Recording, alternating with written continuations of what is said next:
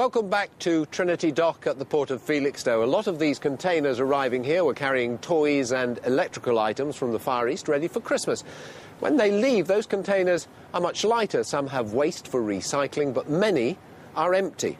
And that's part of the problem. It's been a tough year with ships and dockers laid off. But there is some optimism about the future. Just along the dock from here, they're spending £250 million on expansion of the deep water dock. Earlier this afternoon, I went to see how the work is going. We've got about 5 million tonnes of sand and gravel that we've reclaimed from a couple of sites in the North Sea, one off Great Yarmouth, one off Felixstowe. And we've done that to really extend the area of the port and to create new land upon which to build the terminal. So all of this is being reclaimed and all of this will be the terminal? Yep, we've got a little bit more reclamation to do here. We've piled about 730 metres of deep water quay. We have to complete the reclamation behind that, and then once we've fully reclaimed it, we'll put the surfacing on top. The cranes will sit on crane rails on top of these piles, but they'll arrive in the early part of next year, and then we should be operational by the end of next year. You see, some people would say, why are you doing this? Why are you spending hundreds of millions of pounds doing this when actually business is falling in the port and we're not exporting anything? Well, we've seen a resumption of some levels of traffic now. We're in a rush before Christmas, but irrespective of the recession, we still think, and all our experts believe, that longer term we're going to see healthy growth return to the UK, and by building this terminal now, Felixstowe will be in a prime position to benefit from that growth when it returns. And if you don't do it, there's nowhere else for these big container ships to go? The big container ships are coming anyway. They're on order. They're being built in Korea and China now. There's about 130 of the biggest ships on order.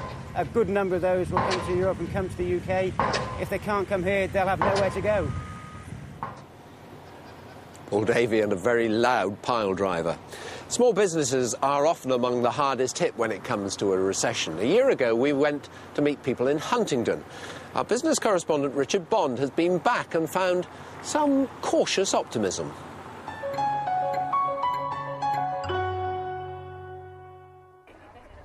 It's a prosperous market town. Even so, Huntingdon's had a bumpy ride since we paid a visit 12 months ago. For a start, the number of people claiming job seekers allowance has doubled, although at 2.7% the rate remains well below the national average. But what about the companies we called on? How are they getting on? Well, estate agents were in a real pickle. A year ago, their number had just fallen from 10 to 5. Peter Lane, one of the survivors, was making a loss. What about now? We had a very, very difficult time up to about Christmas, and since January it's slowly picked up. We've been making a loss probably for the last 18 months. We're now back in a break-even situation, and I hope over the next couple of months we'll probably just start to make profit again. On the Windover Road industrial estate, we found a removals firm run by Alex Grice. House moves had collapsed, and Alex was relying on the storage side of the business. 12 months on, Alex is back on the road. We haven't got moves every day, but it's either feast or famine. One day we'll have 4 moves, the next 3, the next 2, and then we might have 3 or 4 days without anything. So it's not as good as it was, but I think it will start to pick up again. This company was worried the recession would cut demand for the sandwiches it sells in local factories and offices. It did, but it's fighting back by opening its first shop in the high street. We were affected by the recession, and I see this as a chance to diversify slightly, move our business onto the high street, retail, sandwich bar, rather than what we do at the moment, delivering to offices and factories.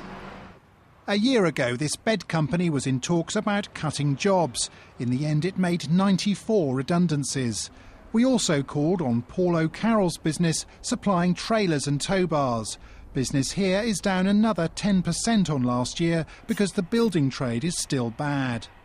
So overall then, a bit of a mixed bag. Business is no longer falling off a cliff as it was at the start of the year. Things have stabilised, although we certainly don't yet have a strong recovery. Richard Bond, BBC Look East, Huntingdon. Well, let's